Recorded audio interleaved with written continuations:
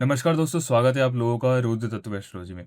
दोस्तों, इस वीडियो में हम बात करेंगे दो नई लग्न कुंडली के बारे में, जिसमें हम गुरु और शनि की एक एक लग्न कुंडली उठाएंगे और उस पर डिस्कशन करेंगे कि कौन से ग्रह इस कुंडली में योग कारक होंगे, कौन से ग्रह मारक होंगे, कौन से ग्रह सम कैटेगरी में आएंगे। ये बात मैंने आपको पहले समझा दी है कि योग कारक ग्रह क्या करते हैं, मारक ग्रह क्या करते हैं और सम ग्रह आपकी कुंडली में क्या असर डालते हैं। ये चीज़ मैंने आपको पहले की वीडियोस में समझा दी है। तो अगर आप डायरेक्ट इस वीडियो पे आए हैं तो प्लीज़ आप पहले के पार्ट्स देख लीजिए, जिससे आपको ये क्लियर हो जाएगा कि कुंडली कैसे देखते हैं, कुंडली देखने का क्या प्रोसेस है, उसे सीखने का क्या प्रोसेस है।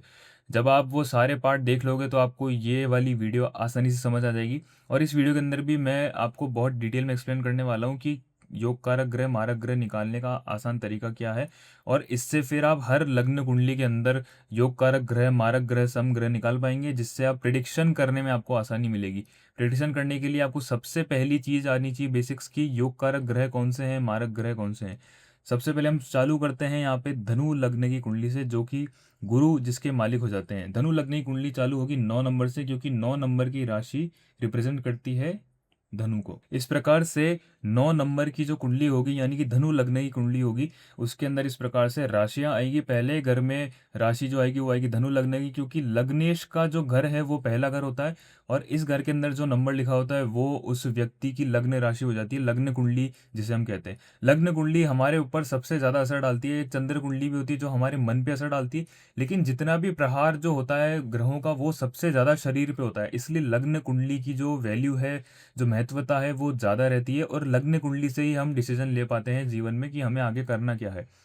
सबसे पहले बात करते हैं 9 नंबर की कुंडली के अंदर। देखिए, सबसे पहला योग कारक ग्रह यहाँ पे गुरु है, बृहस्पति देवता। अब बृहस्पति देवता के पास में यहाँ पे दो घर उन्हें मिले हुए हैं, एक तो पहला घर और एक चौथा घर।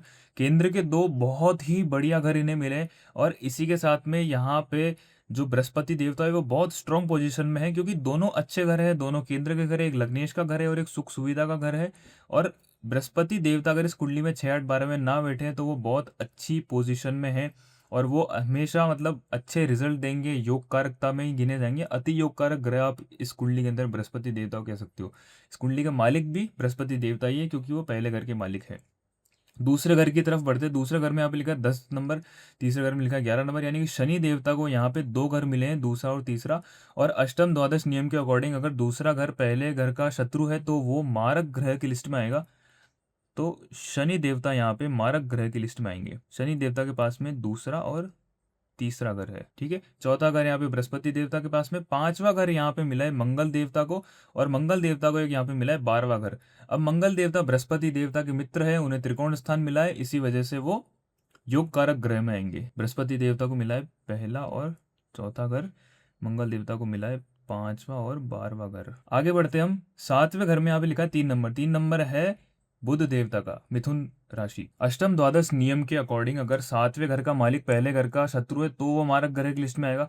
लेकिन यहाँ पे बृहस्पति देवता के मित्र हैं बुध देवता। देखिए यहाँ पे आप सिंपल सा इस चार्ट को आपको ध्यान रखना हमेशा कि देव की टीम, दानव की टीम और बुध देवता का क्या आपस में क्या रिलेशन है। देव दानव आपस में शत्रु है, और देवता आपस में मित्र है, दानव आपस में मित्र है। और बुध देवता की सब ग्रहों से बनती है, चंद्र देवता मंगल देवता के अलावा। तो बुध देवता गुरु जो है बृहस्पति देवता, उनकी मित्रता है, इसी वजह से वो यहाँ पे योग कारक ग्रह की लिस्ट में आएंगे। बुध देवता को यहाँ पे 7वां और 10वां घर मिला है। देखिए यहाँ पे 6 नंबर लिखा है, यहाँ पे 3 नंबर लिखा है। हमें पता है कि 3 नंबर राशि मिथुन राशि है, 6 नंबर राशि कन्या राशि है। दोनों के स्वामी बुध देवता है, तो बुध देवता को भी केंद्र के दो घर मिले हैं। और इस कुंडली में आपको ये ध्यान रखने की जरूरत है कि यहाँ पे बुध देवता को केंद्राधिपति दोष लग सकता है, क्योंकि वो केंद्र के दो घर लेके बैठे हैं। उनको ये दोष कब लगेगा, जब वो तीसरे घर में, छठे घर में, आठवें घर में या 12वें घर में बैठ जाए। अगर बुध देवता आपको धनु लग्न की कुंडली के अंदर 3 6 8 12 में दिखे तो समझ जाइएगा कि उन्हें केंद्राधिपति दोष लग रहा है, क्योंकि केंद्र के दो घर उनके पास में और वो बुरे घर में बैठ चुके हैं, क्योंकि केंद्र के दो घर खराब करने के कारण उन्हें ये दोष लग रहा है। आगे बढ़ते हैं हम 8वें घर की तरफ। 8वें घर में यहाँ पे लिखा है 4 नंबर। 4 नंबर है कर्क राशि। कर्क राशि के मालिक है चंद्र देवता। चंद्र देवता और यहाँ पे बृहस्पति देवता है तो आपस में मित्र, लेकिन चंद्र देवता को एक ही राशि मिलती है और एक ही उन्हें घर मिला है जो कि बुरा मिला है, इसलिए फिर वो मारक ग्रह की लिस्ट में आएंगे, ठीक है। यहाँ पे उन्हें मिला है 8वां घर। आगे बढ़ते हैं हम यहाँ पे 9वें घर की तरफ। 9वें घर में यहाँ पे है सूर्य देवता। सूर्य देवता बृहस्पति देवता आपस में मित्र है, उन्हें त्रिकोण स्थान मिला है, इसलिए वो योग कारक ग्रह की लिस्ट में आएंगे। अब आगे बढ़ते हैं हम। यहाँ पे 10वां घर हमें पता है बुध देवता को मिल चुका, वो योग कारक ग्रह है। और यहाँ पे 11वें घर के मालिक हैं शुक्र देवता। शुक्र देवता को यहाँ पे एक 11वां घर मिला है और एक छठा घर मिला है, और शुक्र देवता बृहस्पति देवता के मित्र है, इसी वजह से वो मारक ग्रह की लिस्ट में आएंगे। शुक्र देवता को मिला है छठा घर और 11वां घर, ठीक है। क्योंकि जो छठा घर है वो रोग ऋण शत्रु का घर है, और 11वां घर है तो अच्छा घर, लेकिन वो शत्रुता निभाने के लिए अपनी दोनों घर को खराब करते हैं, और वो बृहस्पति देवता के मारक ग्रह की लिस्ट में आएंगे। और ये हो जाती है बृहस्पति देवता के मारक ग्रह और योग कारक ग्रहों की लिस्ट। तो इस प्रकार से आप जो धनु लग्न की कुंडली है उसके अंदर योग कारक ग्रह और मारक ग्रह को निकाल सकते हैं, और फिर आगे प्रिडिक्शन करने के अंदर आपको ये बेसिक काम जरूर आएंगे। अब इसके अंदर एक प्रॉब्लम ये आ सकती है आप लोगों को कि आप जब ये निकालोगे योग कारक और मारक, तो इसके अंदर क्या होगा कि जो योग कारक है वो ग्रह मारक हो सकते हैं, और मारक जो ग्रह है वो योग कारक हो सकते हैं। ऐसा इसलिए हो सकता है क्योंकि जो योग कारक ग्रह है वो 3, 6, 8, 12 में भी बैठ सकता है, तो वो आपको परेशान कर सकता है और वो आपको बुरे रिजल्ट दे सकता है। और मारक ग्रह जो है अगर स्वयं राशि के अंदर 6, 8, 12 में बैठ जाए तो वो विपरीत राजयोग की परिस्थिति बना सकता है। तो इसी वजह से आपको ये ध्यान रखना होगा, बहुत छोटी छोटी चीज़ों का ध्यान रखना होगा जब भी आप कुंडली देखें, तो योग कारक ग्रह मारक ग्रह एक्चुअल में निकालें। ये योग कारक ग्रह मारक ग्रह बेसिक है, जब ग्रह की प्लेसमेंट देखी जाएगी तब फाइनल डिसीजन लिया जाएगा कि ग्रह एक्चुअल में योग कारक है या एक्चुअल में मारक है। हम यहाँ पे एक एग्जांपल और ले लेते हैं शनि देवता का। शनि देवता की हम कुंडली उठाते हैं 10 नंबर की मकर लग्न की कुंडली। मकर लग्न की कुंडली चालू होगी 10 नंबर से, लग्नेश के अंदर 10 नंबर लिखा होगा, दूसरे घर में 11, फिर 12, और इस प्रकार से राशियां चलेगी। तो जिस घर के अंदर पहले घर में अगर 10 नंबर लिखा हो तो समझ जाइएगा कि वो शनि देवता इस कुंडली के होलसेल मालिक हो जाएंगे। और शनि देवता के पास में यहाँ पे पहला घर और दूसरा घर आ जाता है, तो शनि देवता यहाँ पे योग कारक ग्रह की लिस्ट के अंदर आएंगे, क्योंकि वो इस कुंडली के मालिक है। तो जो मालिक होता है वो हमेशा योग कारक ग्रह ही होता है। तीसरे घर की ओर बढ़ते, तीसरे घर में यहाँ पे लिखा है 12 नंबर।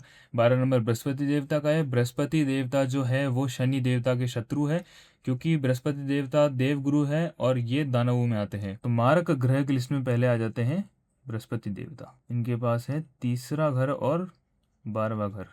आप देख सकते हैं 12वें घर के अंदर 9 नंबर लिखा है। 9 नंबर है धनु राशि और 12 नंबर है मीन राशि। दोनों बृहस्पति देवता की राशि है, दोनों ही बुरे घर है, और शत्रुता निभाने के लिए वो मारकता इस कुंडली के अंदर दिखाएंगे। अब चौथे घर के अंदर आया था 1 नंबर। 1 नंबर जाता है मंगल देवता के पास में, और मंगल देवता को एक मिला है 11वां घर।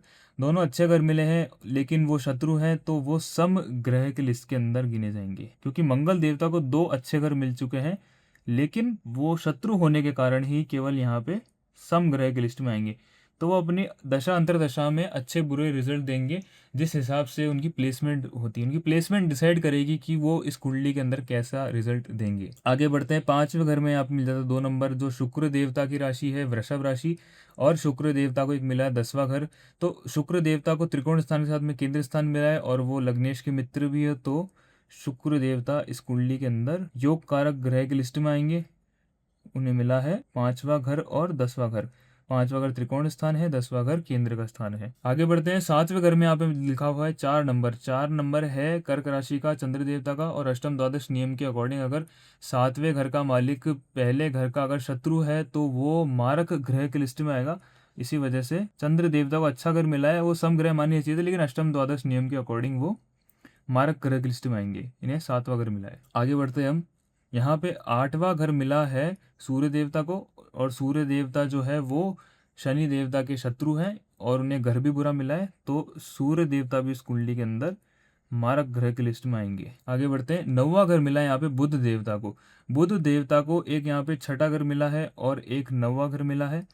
तो और बुध देवता को त्रिकोण स्थान मिला है, और वो लग्नेश के मित्र भी है, तो इसी वजह से वो योग कारक ग्रह की लिस्ट में आएंगे। ठीक है, इस प्रकार से जो 10 नंबर की कुंडली बनेगी, यानी मकर लग्न की कुंडली बनेगी, जो शनि देवता जिसके मालिक होंगे, उस कुंडली के अंदर ये ग्रह योग कारक होंगे और ये ग्रह मारक होंगे, और एक सम ग्रह निकल के आएंगे मंगल देवता। तो इस प्रकार से आप इस कुंडली के अंदर बेसिक योग कारक मारक इस प्रकार से निकाल सकते हैं, और ग्रह की प्लेसमेंट फिर डिसाइड करेगी कि वो ग्रह एक्चुअल में योग कारक है या मारक है। ये ओवरऑल हर कुंडली के अंदर लागू किया जाने वाला नियम है। फिर प्लेसमेंट से और आगे डिसाइड किया जाएगा कि उस कुंडली के अंदर वो ग्रह मारकता दिखाएगा या योग कारकता दिखाएगा। तो मैं उम्मीद रखता हूँ आप लोगों को सिंपल सा मेथड समझ आया होगा योग कारक ग्रह मारक ग्रह निकालने का। हर कुंडली के अंदर आप इस प्रकार से योग कारक ग्रह मारक ग्रह निकाल सकते हैं। योग कारक ग्रह आपके लिए योग कारक होते हैं, वो आपको अच्छे परिणाम देते हैं, वो आपको बुरा परिणाम नहीं देते। उनकी दशा जब चलती है, अंतरदशा जब चलती है, तो आपको अच्छे रिजल्ट देने की कोशिश करते हैं। और मारक ग्रह आपको बुरा रिजल्ट देने की कोशिश करते हैं। और सम ग्रह जो है वो प्लेसमेंट उनकी डिसाइड करती है कि वो आपको कैसा रिजल्ट देंगे। बस आपको इतनी सी चीज़ ध्यान रखनी है और आप एक अच्छी कुंडली देखना सीख जाएंगे और आप अपनी खुद की समस्या का समाधान भी जल्दी निकालना सीख जाएंगे, जिससे कि आपके जीवन में आने वाली सारी प्रॉब्लम्स से आप पहले निपट लेंगे, तो आपके जीवन में वो असर आपको इतना नहीं करेगी जितना कि उससे करना चाहिए था। तो एस्ट्रोलॉजी देखने का सबसे बड़ा फ़ायदा यही है। दोस्तों, मैं मिलता हूँ आपसे अगली वीडियो में और इन्फॉर्मेशन के साथ में। इस वीडियो को देखने के लिए आपका बहुत बहुत धन्यवाद।